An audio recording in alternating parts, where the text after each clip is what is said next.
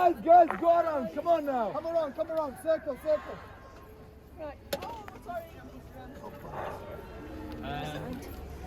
Who's got the Cardiff? Yeah. Come around, guys. Come around. This way.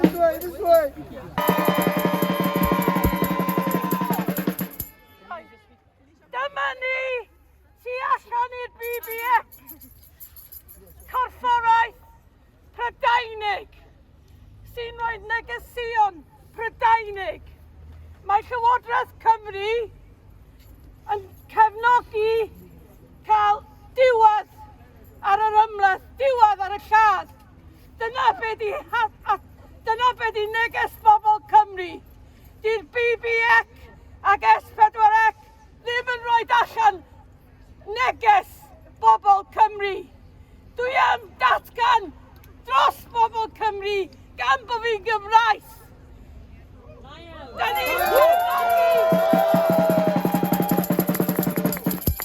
ni'n cefnogi bobl Palestina heddiw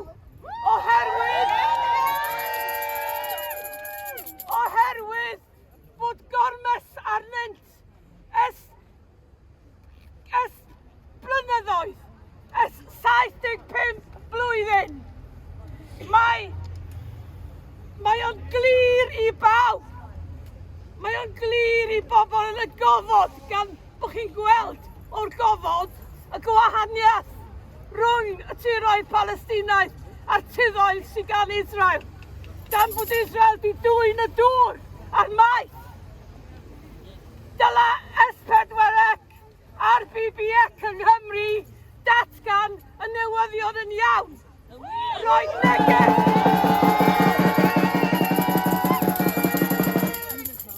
Roedd y neges ar draws bod plant bach yn cael eu lladd yn Palestina.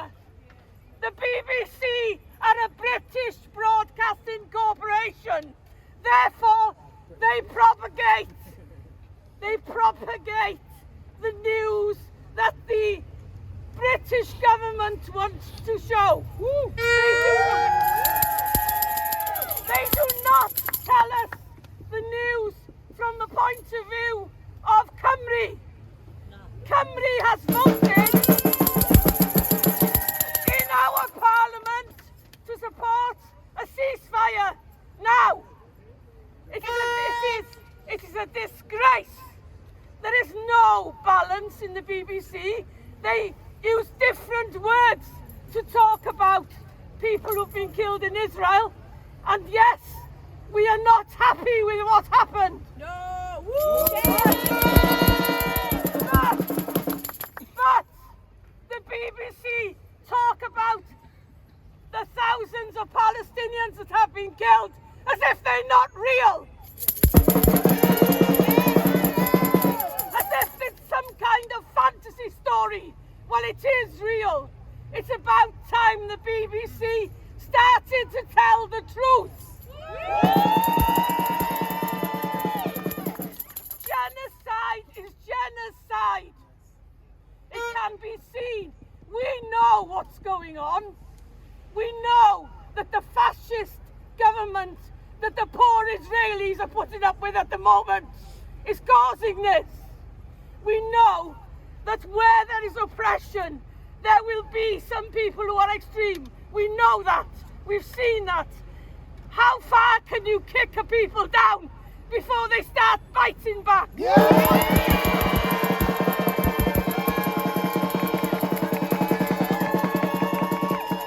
But no, the BBC allow the news to be twisted and don't tell the truth. Why are you afraid of the British government?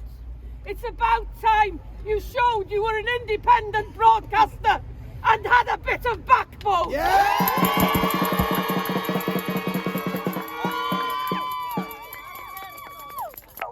Today is going to be a nice mix. We've got a very, very wide range of speakers, and if anybody wants to just come up and say something, please do. But now, he needs no introduction.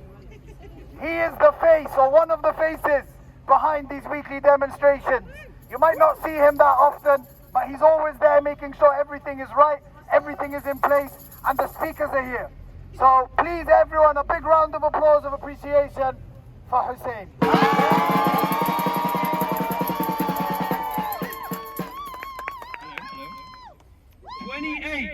28 of 36 hospitals in Gaza have been destroyed.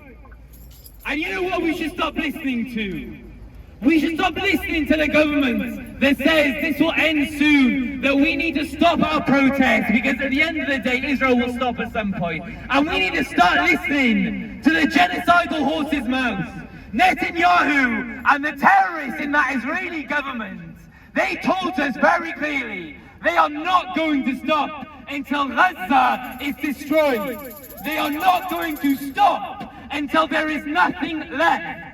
So we must not stop our demonstrations.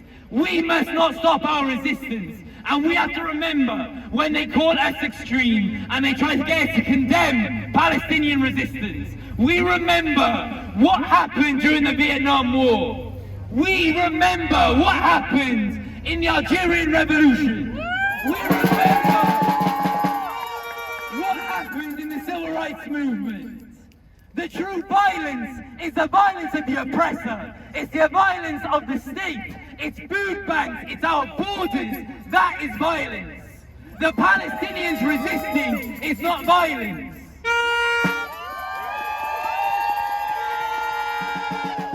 Israel have been poisoning the water supply for Gaza, in Gaza, for a long, long time. Israel have put fences around Gaza since 1995.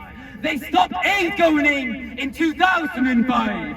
This is not something that happened on October 7th. This is something that's been going on for a long, long time. And quite frankly, we've had enough. We've had enough of the arguments that they can live in a two-state solution. We've had enough of the arguments that the Palestinians are at fault. And we say clearly, the only freedom is when there is a Palestinian state, a one state.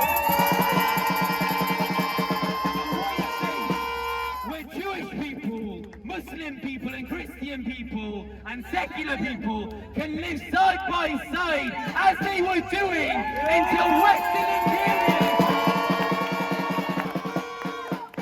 If you want an insight into the ideas and the mentality of Israel right now, the #1 song in the Israeli charts talks about genocide, wiping out the whole of Palestine, and about how they must kill Dua Lipa, Bella Hadid, and Mia Khalifa. That is the #1 song on the Israeli charts. If there is not an indication, or that is not an indication, of how that state is genocidal, how Zionism is a death cult, how Zionism will not rest until it is occupied, to be quite frank, the whole of the Middle East. We've seen what the Israeli ministers have said. If they can do it to Gaza, they can do it to Beirut. And next they'll say they can do it to Baghdad. They'll say they can do it to all of us, every country in the Middle East, until we say enough is enough. The only freedom lies in Palestinian liberation.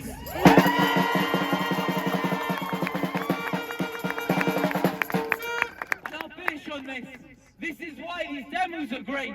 We've had thousands and thousands come out on weekends. But it's why we need to escalate. They'll tell us we need to de-escalate. But we need to escalate. We need to escalate, escalate, escalate until supporting the Israeli regime becomes too inconvenient for them. That's what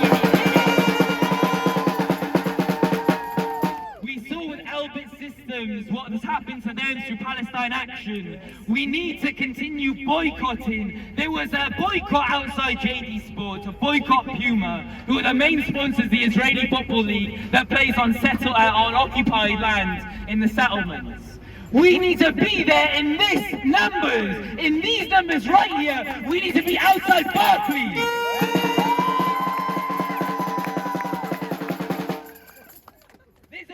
Just there, the RAF, they're sending planes to Israel to bomb Gaza. They are part of this. And quite frankly, if you want to know who our friends are, when we start to escalate, watch the pigs around us turn against us. Watch them abuse us and destroy our movement, because when you look around, be very sure the only friends we have here are each other. People we can rely on are each other, and the only people that will bring about liberation of Palestine are the Palestinians and an international solidarity movement around the world, of which we are a part of. Free, free, Palestine! Free, free, Palestine! From the river to the sea! Palestine will be free! From the river to the sea! Palestine will be free! Thank you. All right, so I want to introduce to you guys, for those who don't know her, she's a very, very special lady.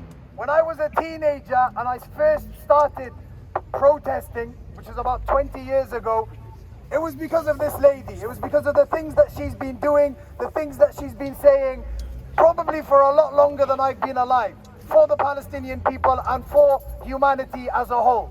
So please, you might recognize her from the previous protest here in Cardiff. Give a huge round of applause to Dee.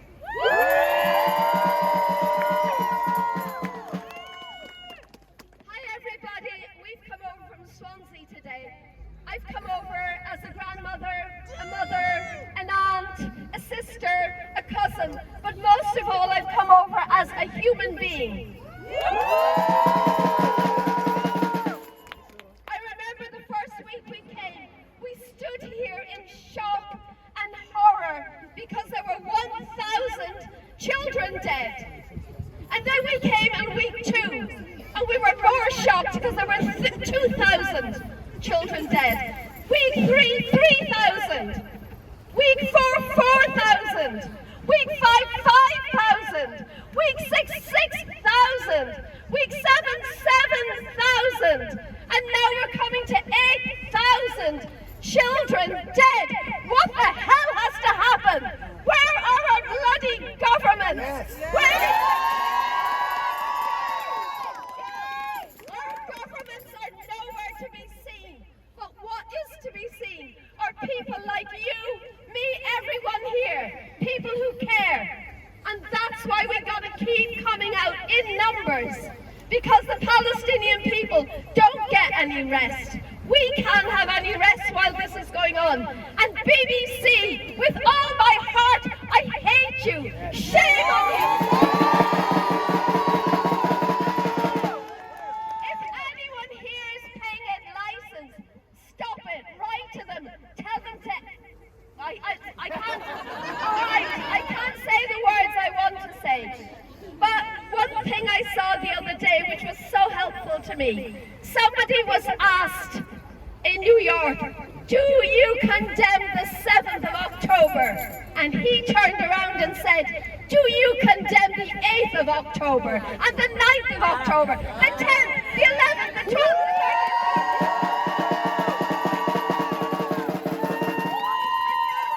We're in November, we're in December. We condemn all those days. Shame on you, BBC! Big round of applause for Dee.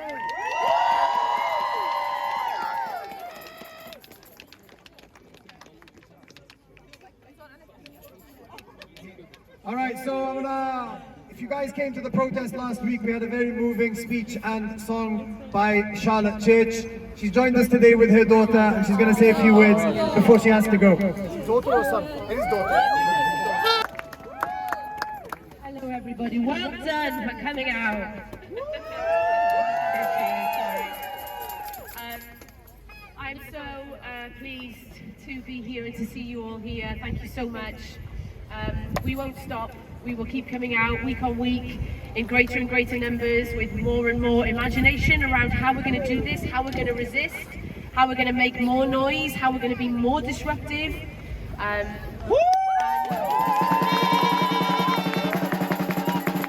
just want to say to the people who are sat on the fence, sat at home, in freeze, not really sure what to do, who think it's too complex. This is not too complex, and your silence is deafening. If you care at all for children, any children, you don't have to be a mother, you don't have to be a parent, just any children, any kin that you have that are children. If you care for one child, you care for all the children. Mother of one, mother of all.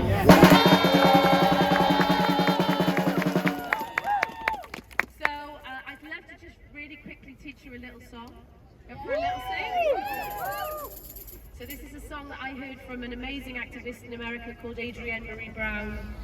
And it goes like this. So I'll sing a line, and then if you can repeat it after me, okay? So it goes.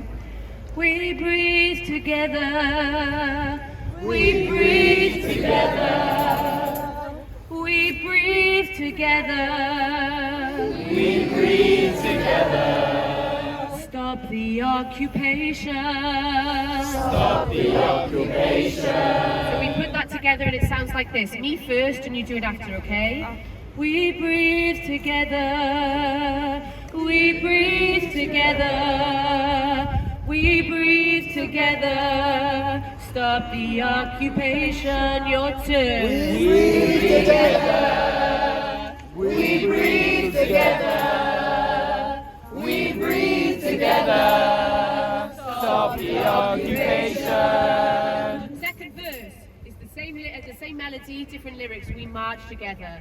We march together, we march together, we march together, stop the occupation. All right, we're going to put those first two together, ready? So we breathe together. We breathe together.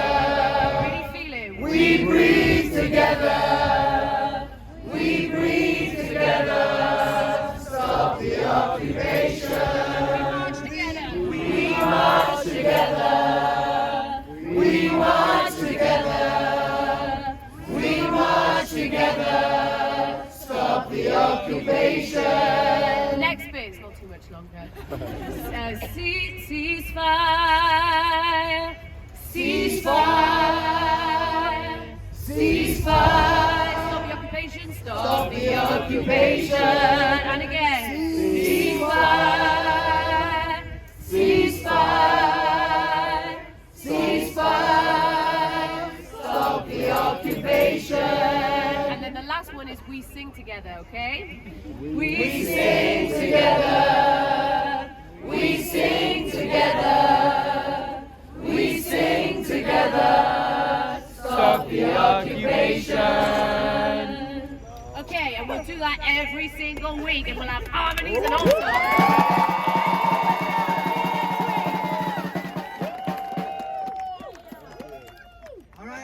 Big thank you to Hussein.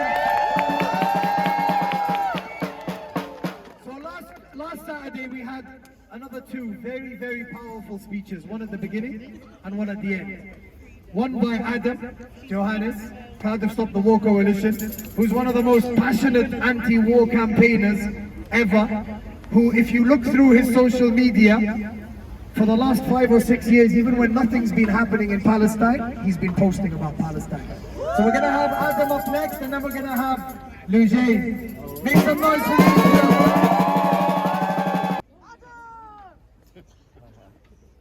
Friends, one of my patron saints, one of my heroes from history, Thomas Paine, the greatest Englishman of the 18th century, the finest pro-stylist of his generation, used to say, if there must be trouble, let it be in my day, that my child might have peace. And I think we live in a time of trouble.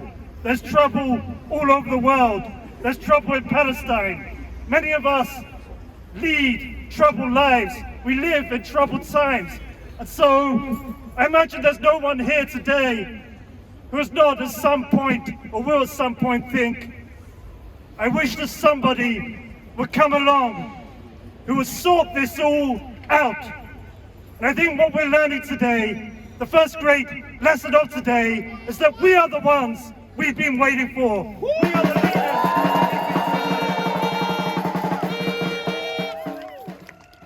Now, my father, he still still reads the dictionary every day. He taught me that your life depends on your ability to master words. But I only really have 2 words today. So all of you here today and the people in Palestine, the word is resist. And to our 4 Cardiff MPs, our First Minister, Mark Drakeford, who have refused to call a ceasefire, who supported this genocidal war, the word is resign.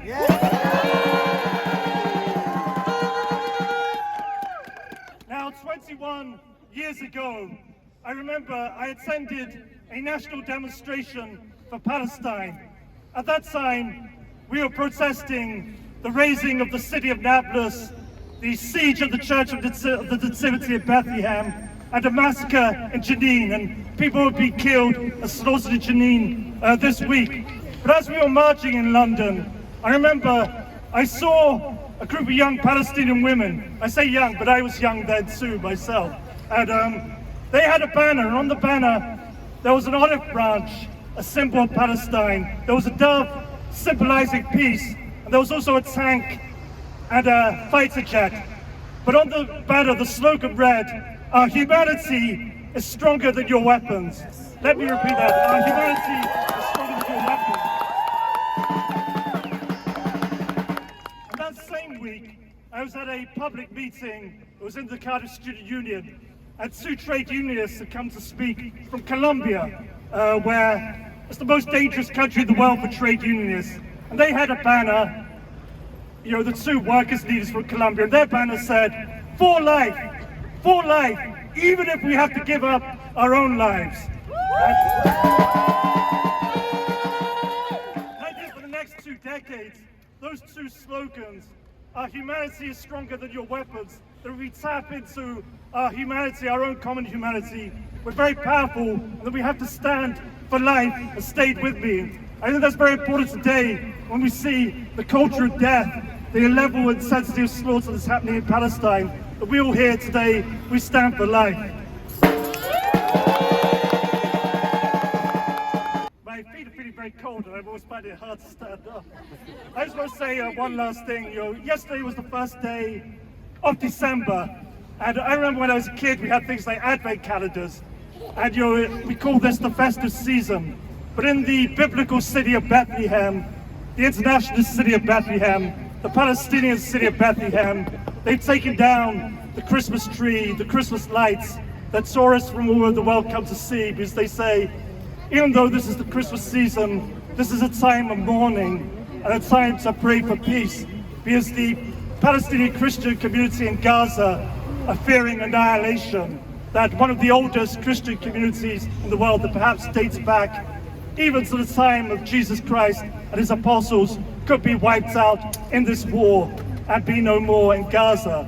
And I think we have to rethink of that, and they said to concentrate on the spiritual meaning of Christmas. And I'm a pretty secular person, but I grew up in a Catholic family, and I think for us, in our tradition, Christmas is symbolized as new life, new birth, new hope, the idea of the invasion of an infinite love into the universe. And so I think we have to take those messages, and we have to make 2024 the new year. We have to declare that 2024 is going to be the year of Palestinian liberation. And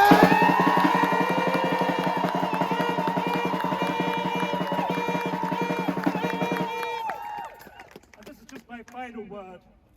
One of my patron saints is the great intellectual freedom fighter, the Palestinian writer, the late Edward Said. If you haven't come across his writings on Palestine, check them out. But he always used to love, when he was asked what was then called the Palestinian Revolution for its meaning, he used to love to quote a line of poetry. And I'd like to share that with you today. The line was, "And no race has the monopoly on truth, beauty, intelligence, or force, and there's room for everyone at the rendezvous of victory." What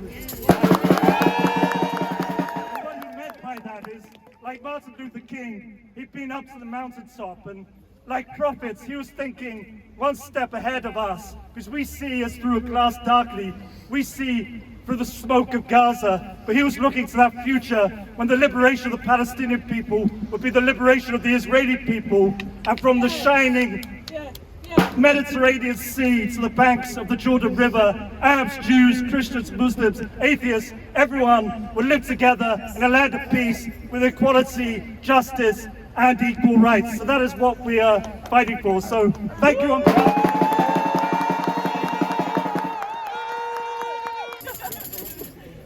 Hi everyone, can everyone hear me?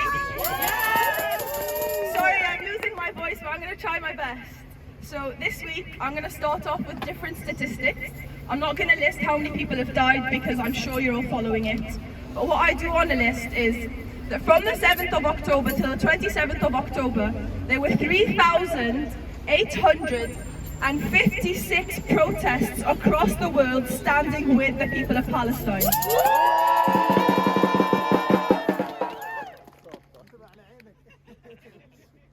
Hundreds marched the streets of South Korea and Japan. Thousands marched the streets of Malaysia, Greece, Berlin, Spain, France, and Germany. Tens of thousands marched the streets of India, Jordan, Egypt, South Africa, and Brazil. Hundreds of thousands marched the streets of Canada in the US. Over 500,000 marched the streets of London.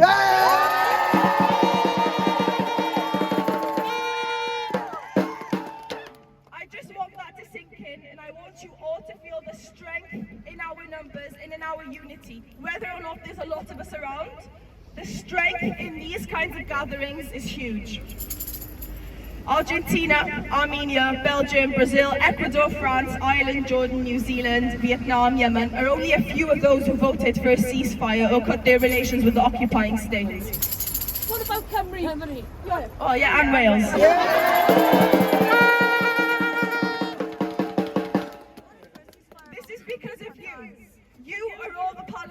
Voices. You represent every single person suffering in Gaza. You cannot fathom the strength of each and every single one of you being here.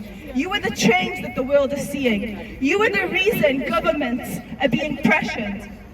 History will write all of your names down. History will remember you all as the catalysts of change. History will remember you as the people that stopped genocide when leaders in power hid behind their titles. You are all Palestine, and you are all the Palestinian justice and the Palestinian freedom, and you, unfortunately, are the only people with humanity left in them.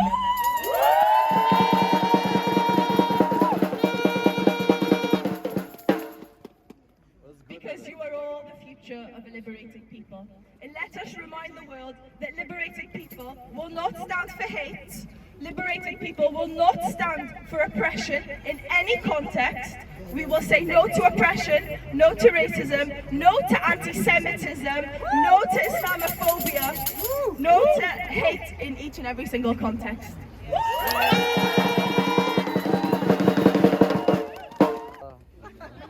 was a free Palestine yesterday, it's a free Palestine today, and it's going to be a free Palestine tomorrow.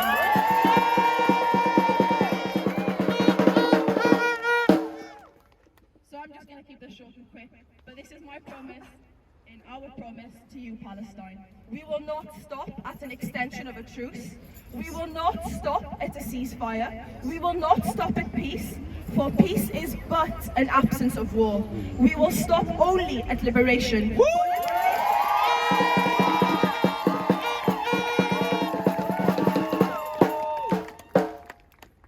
For liberation is the freedom of Palestine.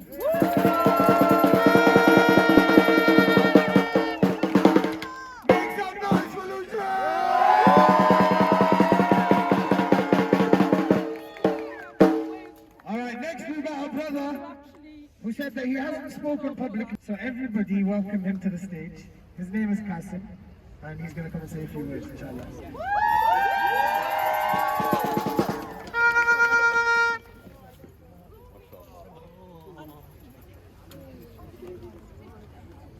Yeah? The other thing is, we don't want to say Wales. Hello everybody, thank you so much for letting me speak. First of all, congratulations to all of you for coming out. I know it's cold, we've got our little ones with us, some of us, and yeah, so thank you so much for coming out. I think I just want to say just a very quick few words, and I think they sort of lead on from what everybody else has already been talking about. So, you know, we should only be remaining silent when kids are sleeping, not when they're being murdered. Woo! And I think Brother News already sort of touched upon this. If you're a 15-year-old child in Gaza, you've already seen 6 military operations. There was one in 2008, which went into 2009.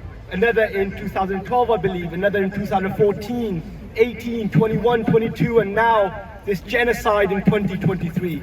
That is just inhumane, it's unacceptable, it cannot continue. And I just wanted to give one example of how inhumane, how sadistic Israel is and how the occupation behaves. So in 2008, the operation began on the 27th of December at 11:25 precisely. And do you know why that is so important? At 11:25 in Gaza is when the morning school sessions break before the afternoon school sessions. And what that means is most of the children are out either in the playgrounds or in the streets. And they chose precisely 11:25 to carpet bomb one of the most densely populated areas in the world. That's how sadistic they are. That's what we're dealing with. That's why it's so important to raise our voices, to gather, to make a noise.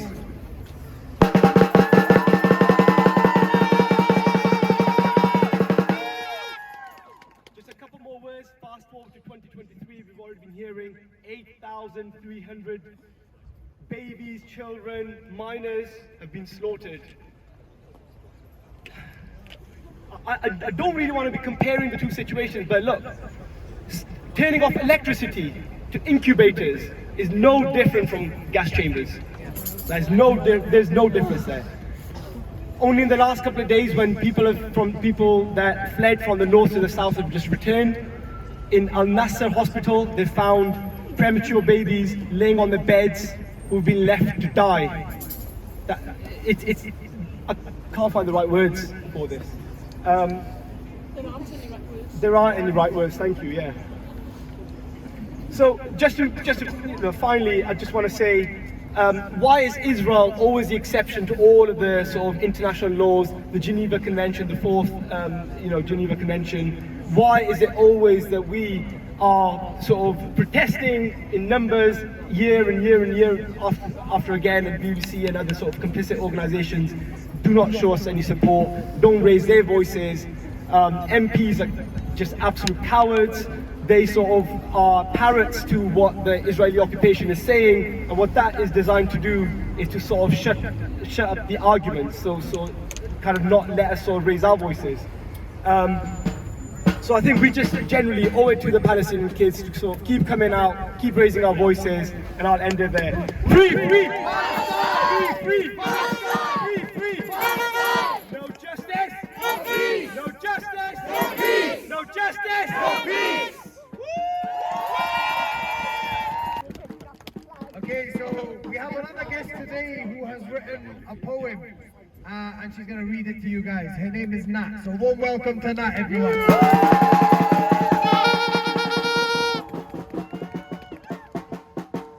Hi guys, I'm not much of a public speaker, so I apologise in advance. I'm also not a writer, so I apologise for that in advance.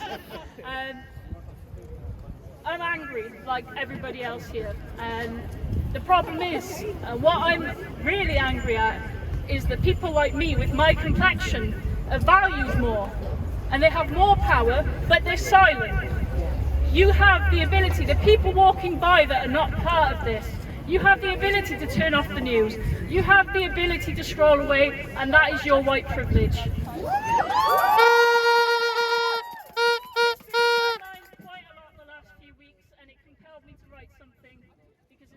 More and more apparent that the BBC does not stand with us, the media does not stand with us, and the government does not stand with us. So this is something that I wrote for them. Fear the Arab man, for he wants the death to the West. Fear the Arab man, for he wants his religion forced upon you. Fear the Arab man, for he does not value you as a woman. Fear the Arab man, for he wishes death to your queer community. Fear the Arab man, for he is a terrorist. Fear the Arab man, for he has weapons of mass destruction. Fear the Arab man, echoed throughout my childhood, still in my adulthood.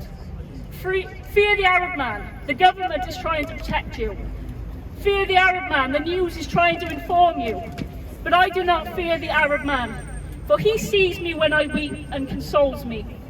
I don't fear the Arab man, for he shows me peace through his religion, even if I don't believe.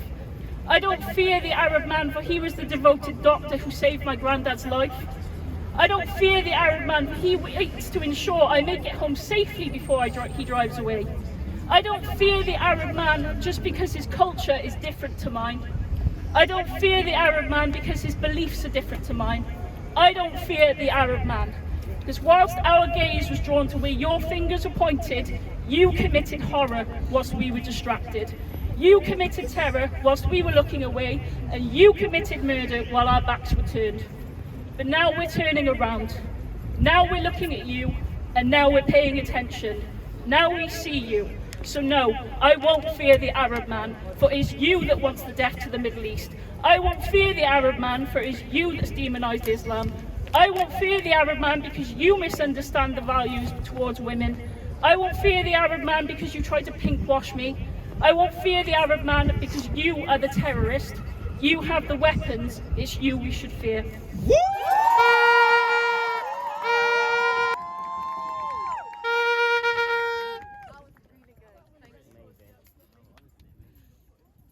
Okay, so next we're going to have a very touching story from Brother Ahmed, who we spoke to actually last week after the protest, and he received some not so good news from his family in Gaza. So he's going to share his story with us, and please pay attention and listen. Thanks, Cardiff. Thanks for everyone for standing with us every week. Sorry, my English language a little bit. But I want to send a message from my family and my people in Palestine and Gaza. I think Thursday I called my family there. I lost my sister. And she had 2 girls. She died under the concrete, under the columns. And my friends, my best friends at my school, I don't know, but I need to send the message. We don't need any food, we don't need any support, just we need justice. Justice is very important. And just last information, I was born in Gaza in 1980, and my father, he was born in Palestine in 1937. My father is older to Israel. Israel existing in 1948. Woo! Anyway, thanks for everyone for standing with us. Thanks, Cardiff. Thanks, everyone.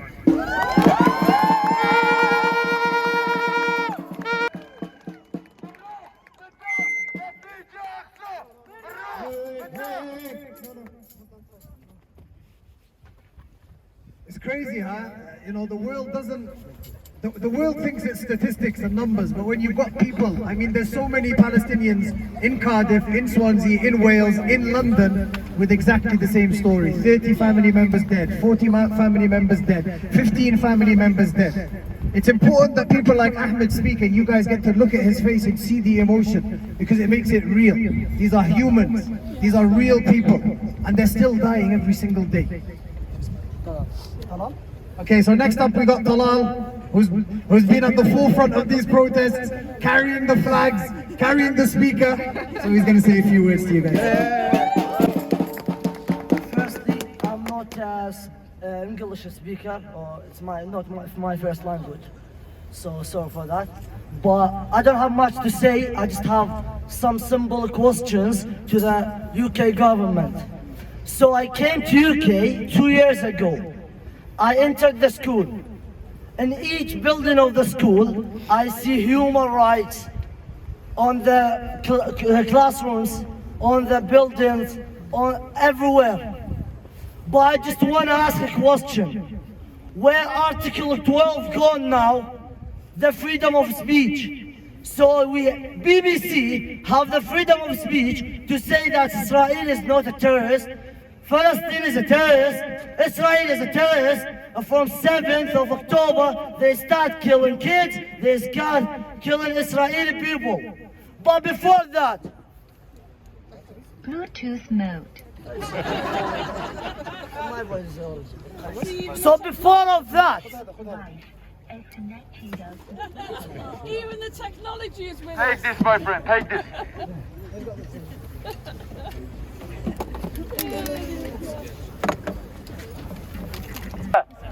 Before all that, 2018, 2022, 2021, and even now, Israeli government and Netanyahu keep killing kids, 8,000 kids. And when we speak, what happens? We get fired from jobs, from schools, we get racist. Why? What's the difference between those two? We always stand for Palestine. You get me fired, you get me kicked off, you get me killed. I will stand for Palestine until the last breath of my life. We all here, and we see, we here for 8 weeks, and there 8,000 kids are killed. So, in each week, there's 1,000 baby and children killed. And no one allowed to say that. Why? Because we're Arabs. Because these kids are Arab kids. Because the Arabic government have to get them from Gaza to their countries and give Gaza away and give Palestine away for the occupation. No way.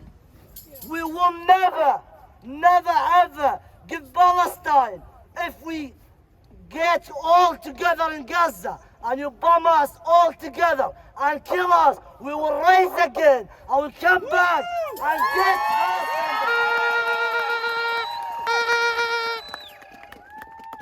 not only me who's saying that. Everyone in Middle East, not the governments in Middle East, but everyone who cares about Palestine, every Muslim, every non-Muslim, everyone saying that. We will never, ever leave Palestine. You kill Palestine people, but what about us? We're here. If you kill every Palestinian, we will be Palestinians.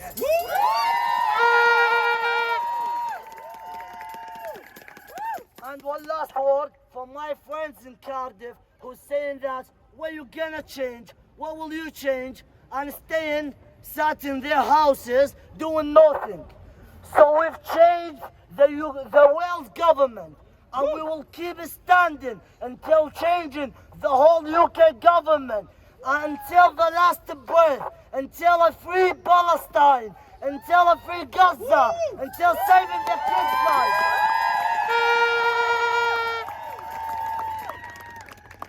You all seen us standing for 8 weeks. Is that much? Never. We just started now.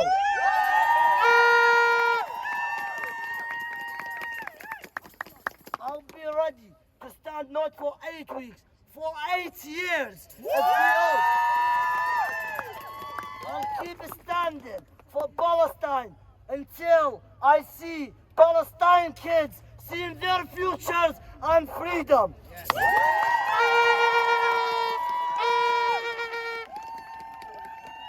Palestine will be free! From the river to the sea! Palestine will be free!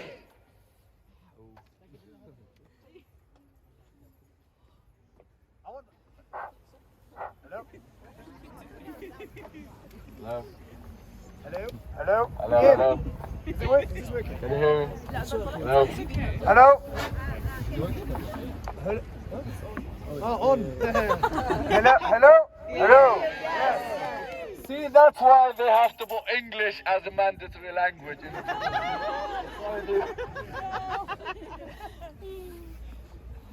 I've got a message, so anybody feel free to record it and send it to me later. Because this is We're waiting for the phones up. No, serious. I don't say phones just off. one phone. All right. As the brother said, we've been coming out for 8 weeks, and we will not stop. We have been abused by people on social media and in the streets, but we will not stop. We have been threatened by cowards who tell us to go and fight over there. We tell them we stay here. Because our fight is not a fight of violence. Our fight is a fight for justice and liberty. And that fight takes place on the streets of the UK, because the UK government are complicit in the war crimes and the genocide.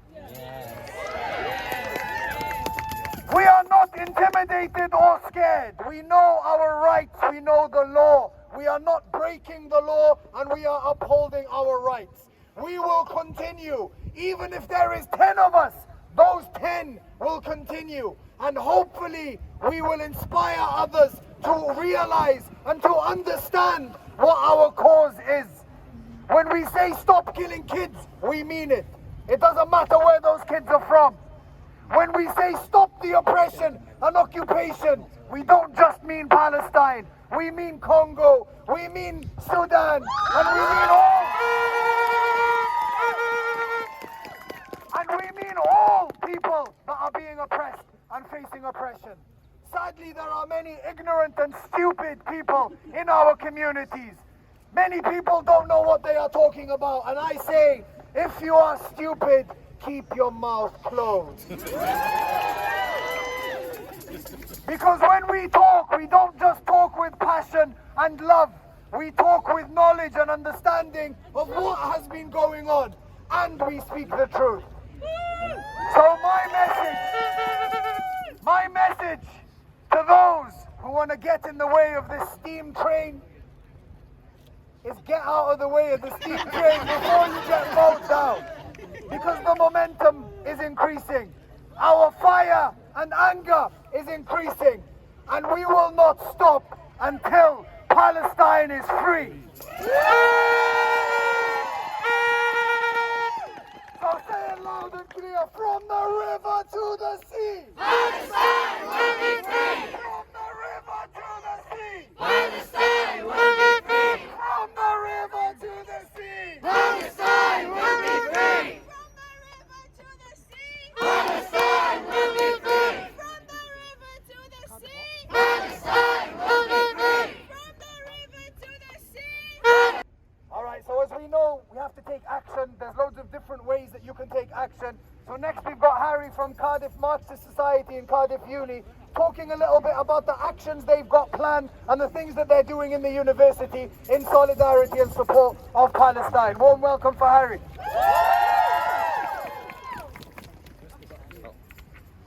Hello, I'm Harry from the Cardiff Marxists, Cardiff Communists. Oh.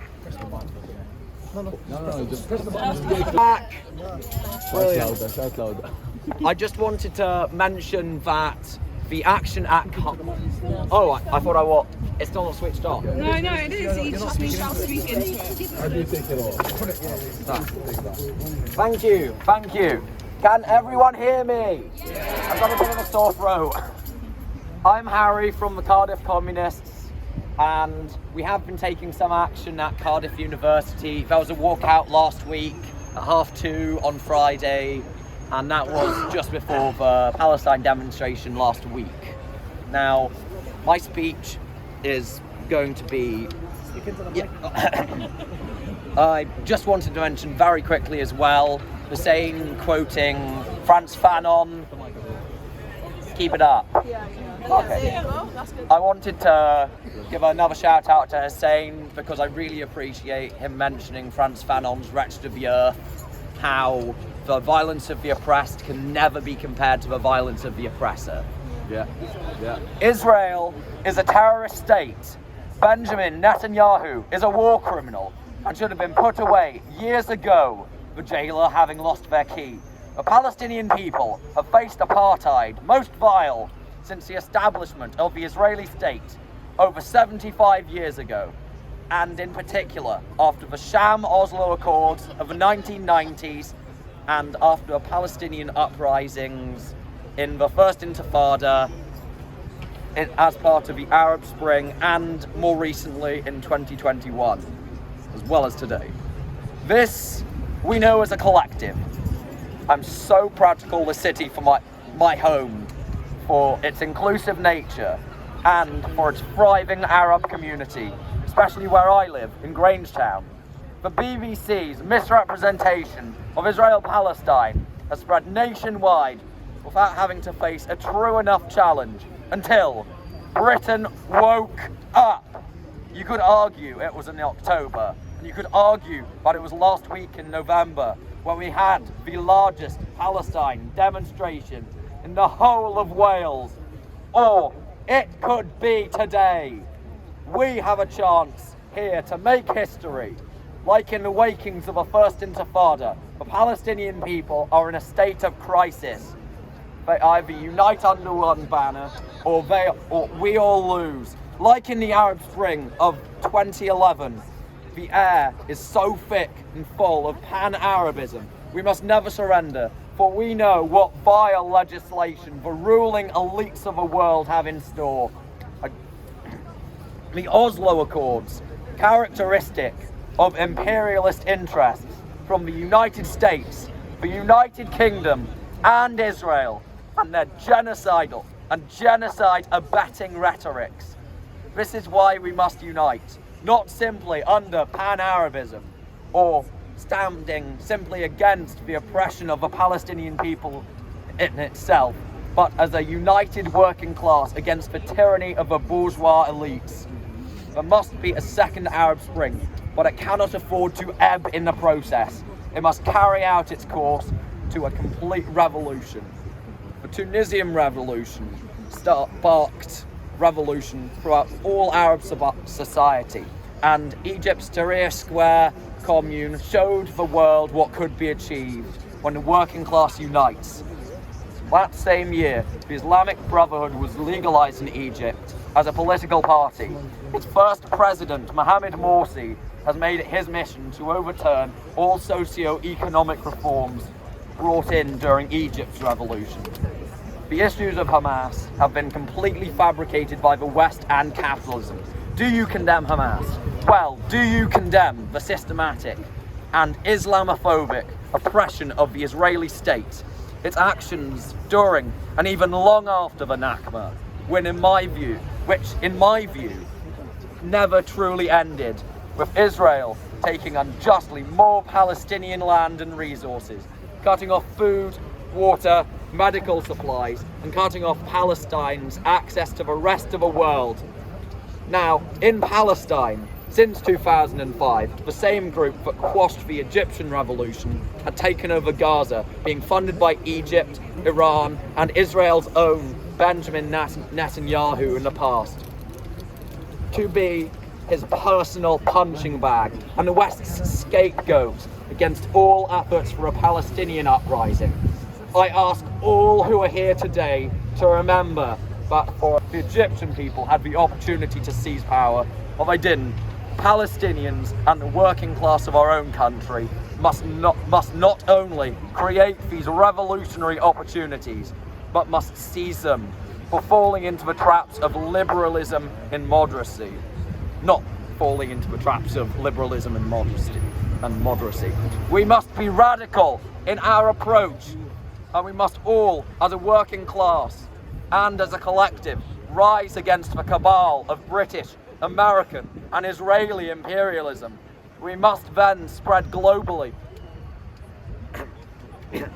Intifada until victory. From Britain to Gaza. Revolution. Intifada. Thank you.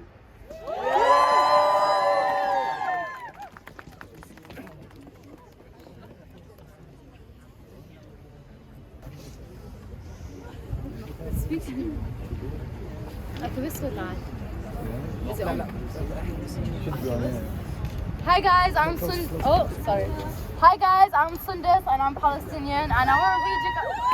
Thanks guys. I want to read you guys a poem that I wrote. I can barely speak right now because it's so cold, so just bear with me.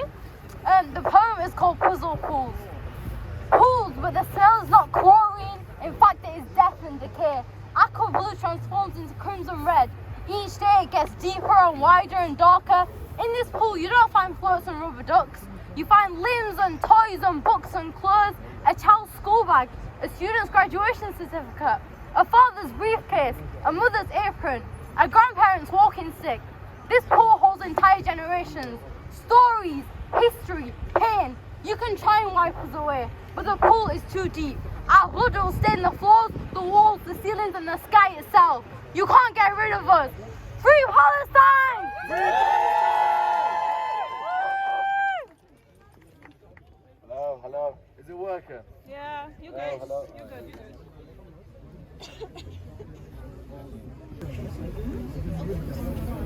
You want to speak? I can speak if you want me to. No, you shout. Yeah. Is there no... Does this work? Don't press on. Okay. Can everyone hear me? Just so you know. Okay. Hi guys, I'm Meg. I've just travelled down from Birmingham today. We've been organising walkouts, sit-ins in Birmingham, and I just want to send a really strong message of solidarity from Wales, my home nation. I'd just like to say a little something in Welsh. So, dyn ni yn Cymru yn sefyll gyda'r Palestiniaid, dyn ni yn Cymru yn ymladd am eich ryddid, dyn ni yn Cymru yn galaru gyda chi, dyn ni yn Cymru ddim mynd i atal ein restru ac ein protestiadau, oherwydd dyn ni yn Cymru yn gweld dioddefaint y Palestinian a rydyn ni yn teimlo fe yr un â chi. That was just, you know, a little ramble about how the Welsh people... Palestina! Free, free! Palestine! Free, free! Palestine! I just want to emphasize to you guys, we're all here today because we all care about our brothers and sisters in Palestine. And while I understand that a lot of us feel, you know, from a religious perspective or a humanitarian perspective that we need to raise money, I'd just like to emphasize that aid has only been going into Gaza for the last few days and it is going to stop. There's limited resources, and if you are following Palestinians from Gaza on social media, which I hope you all are, they are asking us to organise politically.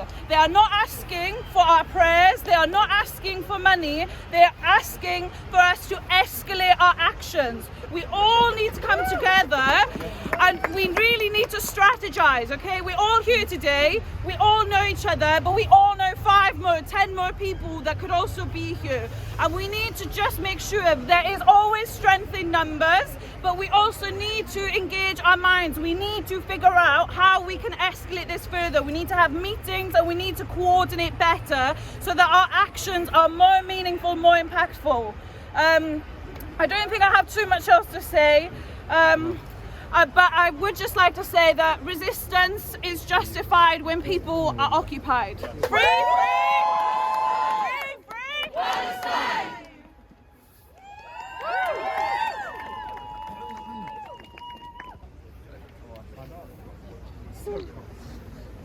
We're here to... You can't hear me? Get bigger ears then.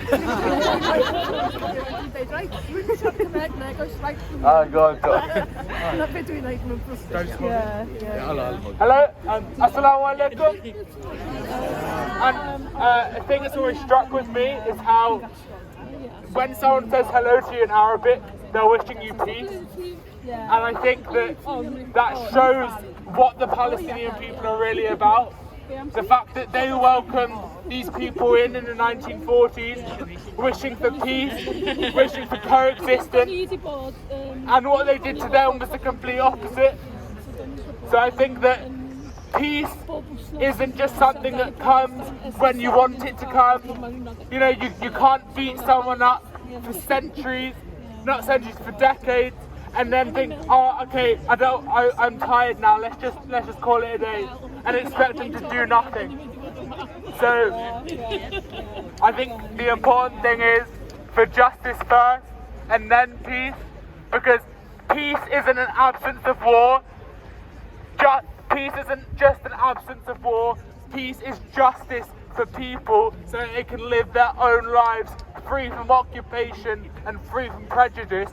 And a peace that this government are trying to and trying to advertise is just so that they can suffer in silence. So you don't have to see the dead bodies, you don't have to see the limbs pushed into ice cream trucks. So I think the thing is, we need to never, ever, ever stop this until there's a Palestinian state and all of the children in Gaza, in Jerusalem, everywhere in the West Bank can actually live their own lives and don't have to cry at the dead bodies of their parents. Okay, so free Palestine, and remember, whenever you're wearing one of these, you're wearing Palestine on your back. This is the leaves of the olive trees. 800,000 have been uprooted by the Israeli occupation since 1940. And if I can find it, thank you. Oh God! Oh, really likes me. This is the fishing net used by fishermen on the coast of Palestine, and the tracks are the roads that lead all the way through the country, and that have been there for centuries. Remember, when you wear this, this is Palestine, and we might not be Palestinian in blood, some of us, but in mindset and in our hearts we are. Okay? So never ever stop speaking up for the oppressed when they don't have a voice. If you're in your house, what good is that? How can you say anything for them? How can you help them if you have the facility to speak for them and you don't? Who do you think you are? You think you're so important that you get a life and they don't? Really? What, because their skin complexion is different to yours? You think you're so important? It costs nothing to speak up for people when they're suffering, when you're not. So, say it with me. Free, free! Palestine! Free, free! Palestine! Free, free! Palestine will be free! And all of these people that say that they're with us, that say that they want a free Palestine, but say that they stand for a two-state solution. Have you read a history book? Do you know what Israel is? Have you read their Declaration of Independence? That was a sham from the start. That was never ever going to result in peace. It was going to result in superiority of one group over another. And that is not justice. That's colonialism. Yeah. And what we thought there was an end to colonialism, that never stopped. Okay? But we can try. So never stop coming out. Our fingers are freezing. Our ears are freezing. But there's people in Gaza who no longer have a home and they're in a tent in sub-zero temperatures. We have a house, they don't. Everything that they don't have, we need to use to our advantage. So free Palestine from a river to the sea and never stop coming out. Bring everyone you know, buy them a keffiyeh, get them out here. Thank you, you're all amazing. And yeah, free Palestine, man, thank you. Alright guys, you know me by now. I don't want to keep introducing myself. I know you're bored of me. But anyway. He is as well. God! He's a bully. Anyway. So Nizos, our hero here, is humble. Okay, just know you're right. So his son is in the hospital with a rare condition, and he still chooses to come and protest for Palestine. So please, big boss to this hero here, whether he wants us to or not. And also please, and also please make dua for him and pray for his son and pray for the people of Gaza and pray for the children and the women and the men of Gaza and Palestine as well. I've talked a lot now before previous protests years and years back as well about the Palestine and the suffering we've been going through and the apartheid regime we go through every single day of our life as Palestinians. I repeat it to the people who don't know me yet. I was born and raised in Bethlehem City. I lived there for 19 years.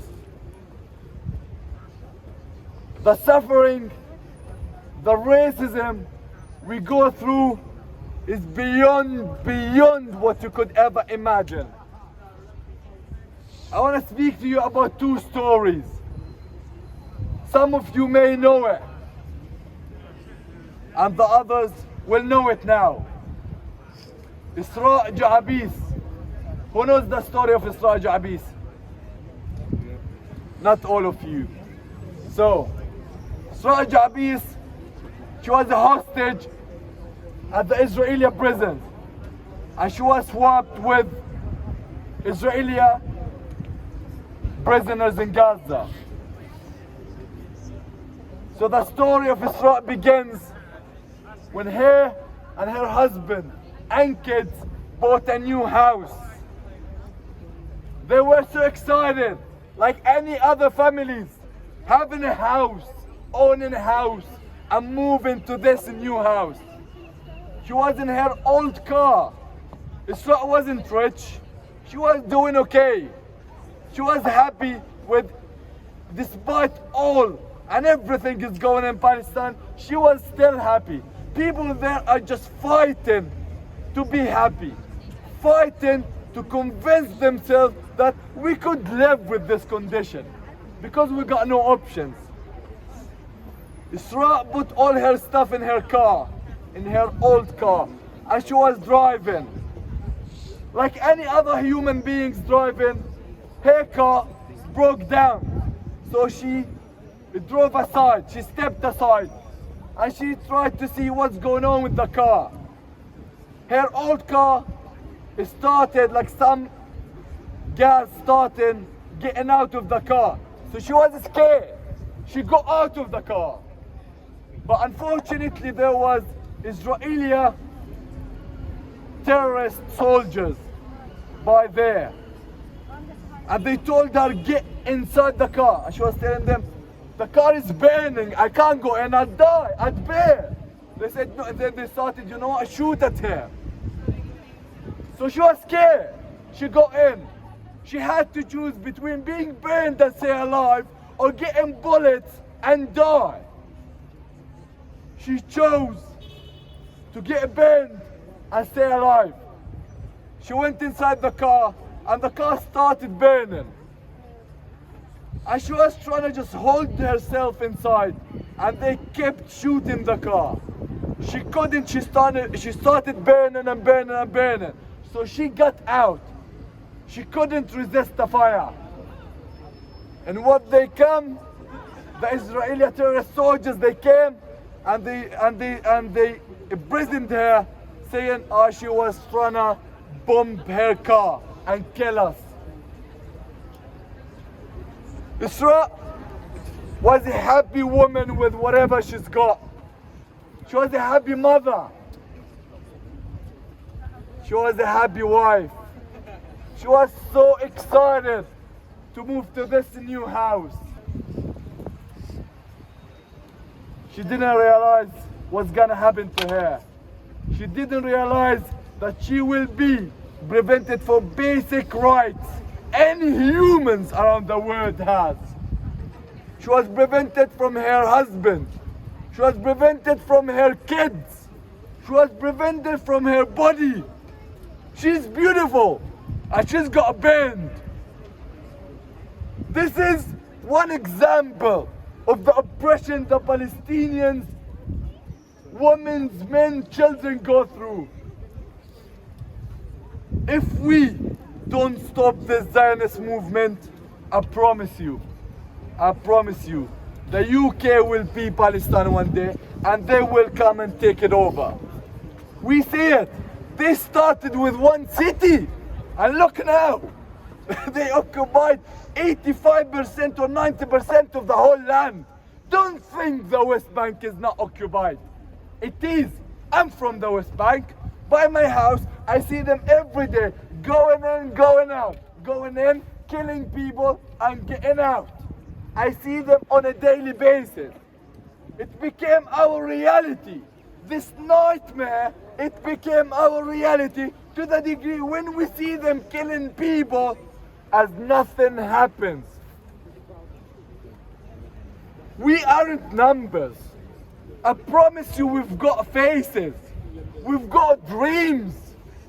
We want to build a family, we want to get a kid, we want to work our dream job, we want to create our business, we want to get a car, we want to drive around. We want to do all of this basic human things. But yet we can't get a food or water supply or proper health care. And yet they come and tell you with all the brutality in their faces, with the disgusting manners they have, do you condemn Hamas? How stupid and disgusting that question is. I hated being Palestinian since that question was created. It's interesting that you can condemn one thing, but you can't condemn all the other things. They keep saying the UK government and all the other governments, they keep just chanting on their bullshit and saying democracy, democracy, we are freeing the people. Where is it? Where the hell is it? I don't see it. It's just on books. It's just on damn books. Because people are dying there. Children are dying there. 20,000 people, including 8,000 kids. And they yet shout and chat we're the democracy. You're the terrorist here. Palestinians didn't start World War I. They didn't start World War II. They didn't start any war. The UK, the US started it, not us. So when you define terrorism, put your damn name on the first list of it.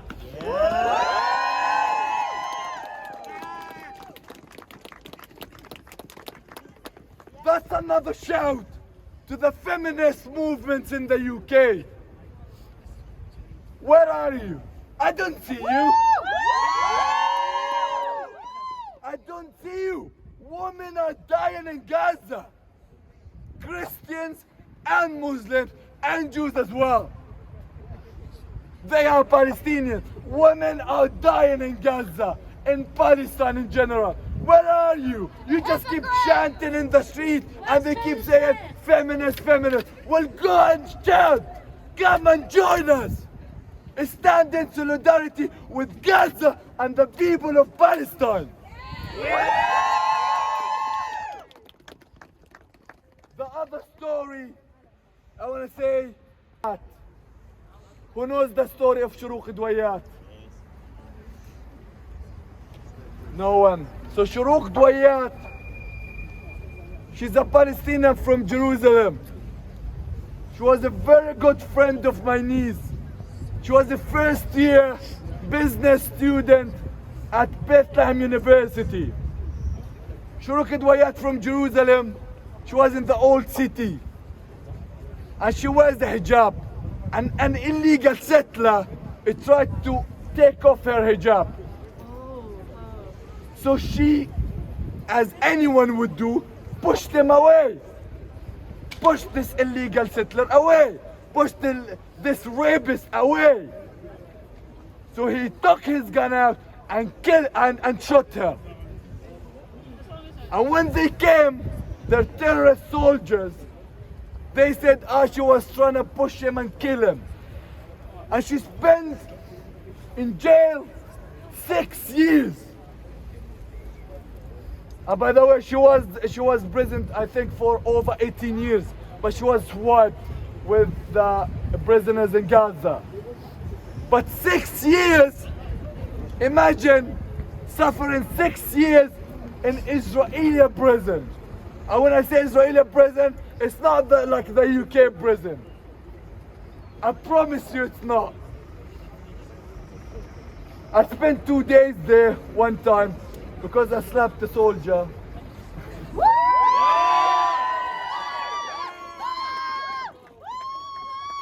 And I promise you. Do it again. We were in Ramadan in the old city, and we're there like with some friends. So the old city would be like so crowded during Ramadan. So the soldiers, they wouldn't dare to go like between us, because everyone would be just thin on their faces while they're walking. But they had to go for some reason, I don't know what, like they had some emergency to do, whatever. So I was looking, and then the last soldier, I just punched him in his head, and then there is nothing. But unfortunately, they caught me on camera later on. But anyway. Anyway, honestly, I don't regret it, because I loved it. The Israeli prison is nothing but a torture. They jail you there, they give you no food, no water, limited food, limited water. They keep you outside, like lonely, outside of all what's going on in the world. They keep you in the cold. They keep you in a prison by yourself with no other people, in literally a half a meter with 1 meter prison, like this space. I can't even stand with my tall legs. This is ridiculous. And yet, they keep talking about human rights. Human rights about not just the people here, about the people in prisons as well. Especially when they go for a reason they didn't commit. Some people have, like some women, there's a woman, her name is Lara, I forgot her surname. She came out and she was talking and she was saying about the threat she's got. And she said, they came to me and they told me, and the soldier, I don't know what you call it, like the commander, whatever, the investigator, he was talking to her and he told her, disgustingly, I have tens of soldiers here. They can rape you one by one. I mean, I don't know what to say. I really don't know what to say. What a cruel world we live in. What a disgusting world we live in. I'm out of words. I'm out of breath. I lost faith in humanity. In here for Palestine and get some ambitions from you. When I hear your voices, you hear me talking and chanting and loud and all that, I think this guy is solid. I sleep crying. I sleep with my tears on my face. The cries of the children, the yawning, it keeps haunting me. What can I do? I keep asking myself this question, what can I do? What the hell can we all do? I'm fed up with protesting. I'm really fed up with this government, this terrorist government not listening to us. This terrorist government not listening to our damn ceasefire. What's so hard about saying we can live without any damn killings? What about we can live freely in our land? What about we can live without any damn violence, for God's sake? I lost a lot of people. One of my really good friends, Aboud, I lost him in Jerusalem. He was shot dead for nothing years back. One of my best friends, Mohammed, he was working a construction site. He was, I don't know, like building, whatever. So he took a smoke break. He was sitting, smoking, doing nothing. 2 snipers were by a building opposite to him.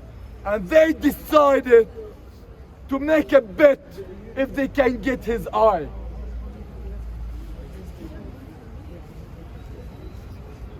I don't know who bet that he can get his eye, but he won the bet.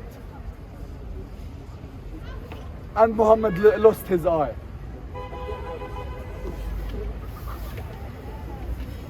Muhammad lost his eye. Why? I'm asking this word. Why? I'm asking this damn word. Why? I'm asking everyone who's chanting for democracy. Why? I'm asking everyone in their damn parliament, this terrorist parliament, these terrorist organizations and the damn BBC. I'm asking them why? Why he has to lose his eye? Why? Why?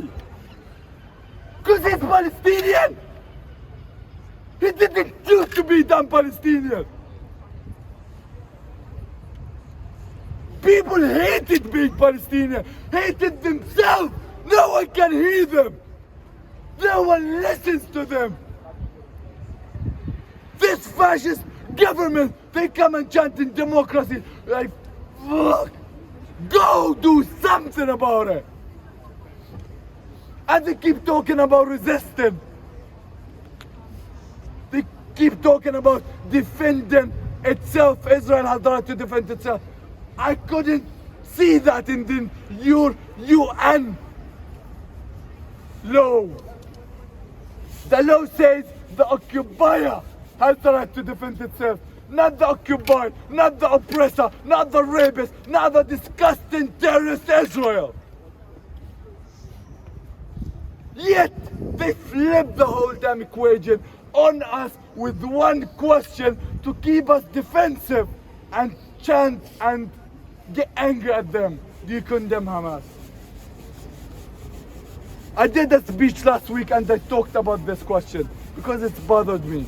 It bothered me how Piers Morgan, this Zionist, can make hundreds of interviews, tens of interviews with one question. It bothered me that this is the first and foremost question for him, and after that he doesn't listen to anything. It bothers me that we are not considered as humans in Palestine. It bothers me that the humanity and the people of Palestine, they lost their faith in this world. This didn't start on the 7th of October. This started while ago. This started even before 1948. It started with the British mandate when they got in and they decided to give the damn land to a terrorist organization and terrorist people. So the cause of this is the UK. So if I see anyone here telling us, why do you protest? Go and fight in Gaza, go and fight in Palestine. Well then, give us our country and land back. Don't give it to someone else. It's ours. It's ours. It's ours. It's ours as Muslims. It's ours as Christians. It's ours as atheists. It's ours as Jews. It's ours as any human being under a land called Palestine.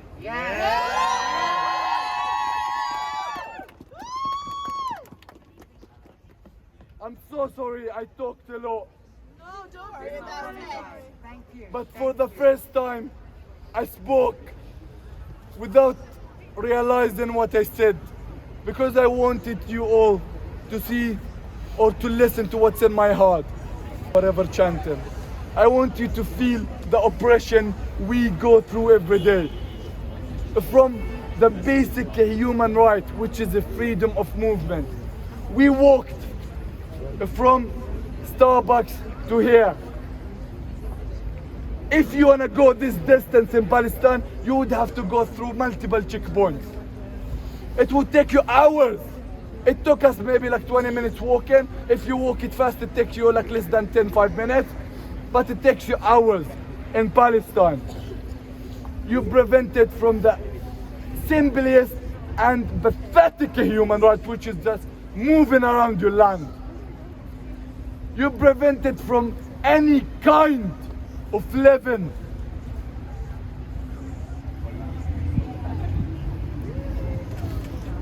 I want to say it again and again and again. And again, I'm telling you all of this. And wallah, I don't care. I couldn't care less. When I go back home, I know the videos, I know all the speeches, I know everything, and I know I will be detained. After I get detained, I don't know what's gonna happen, but I know I will be detained. But I promise you, I couldn't care less. I couldn't. If I'm gonna live and see all these videos and pictures, no, I'd rather be dead. I'd rather be dead. I'd rather be damn dead than accepting what's going on to our people, to my people in Palestine. I don't care being detained. I don't care being imprisoned. I don't care being killed. Wallah, I'm saying it with my heart. I couldn't care less. Netanyahu, you're disgusting. Netanyahu, you're a war criminal. Netanyahu, screw you.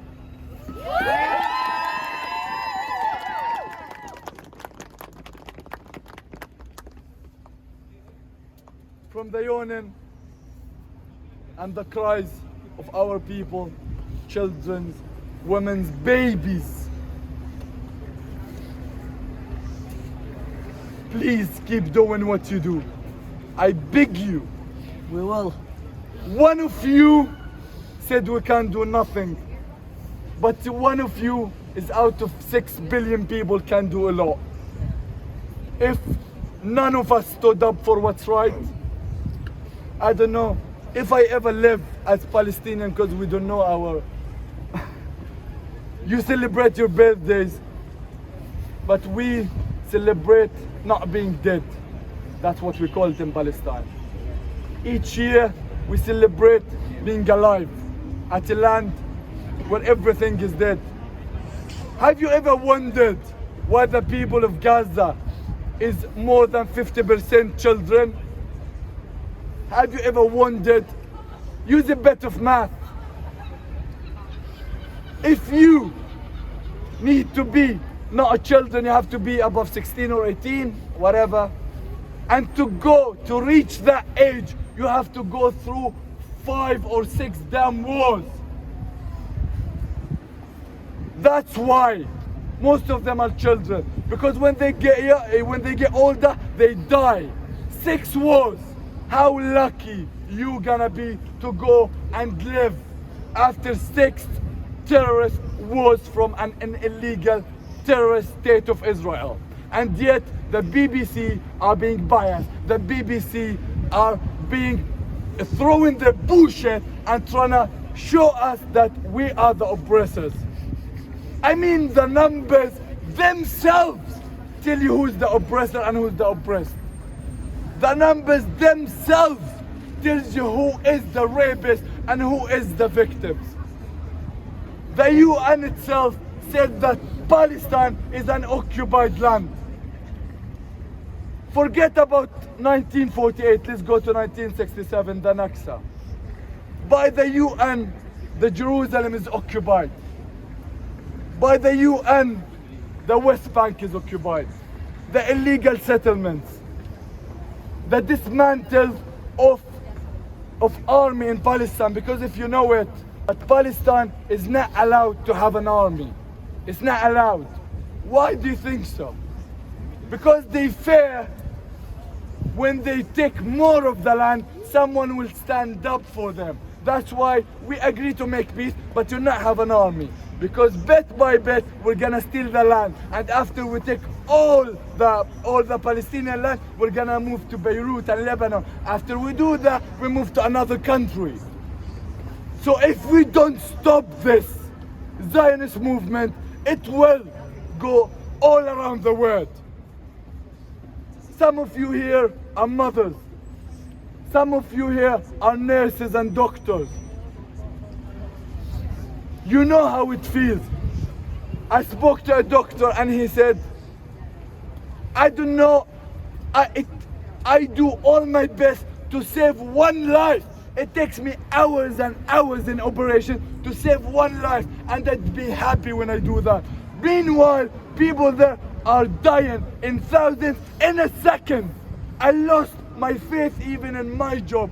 That's why he said, when I spend hours to save a civilian life, where there millions and thousands of people are dead in seconds.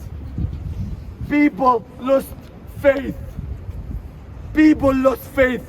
Yet seeing you all here, doesn't matter the numbers. Seeing you all here matters to us, matters to you as a human being. I promise you, it's for you. It's for our lifetime. When we get kids, when we get our family, we tell them we saw these videos and we didn't stand up and we didn't stand against it. We didn't support it. We stood up for it. We stood up for what's right. We stood up for the justice for the Palestinians. We stood up for peace. We stood up for everything that supports our Palestinians brothers and sisters. Thank you so much, everyone. I hope to see you next time with bigger numbers, and I hope we get a ceasefire and we don't have to do this. And remember, Christmas shopping is for Jesus, and Jesus was Palestinian, and if he ever lived till this age, he would be in Palestine, not happy. So you celebrating it, not being happy, doesn't make sense. Free, free! Palestine! Free, free! Palestine! From the river to the sea! Palestine will be free! From the river to the sea! Palestine will be free! Thank you, everyone. I'm so sorry for staying too long. Thank you.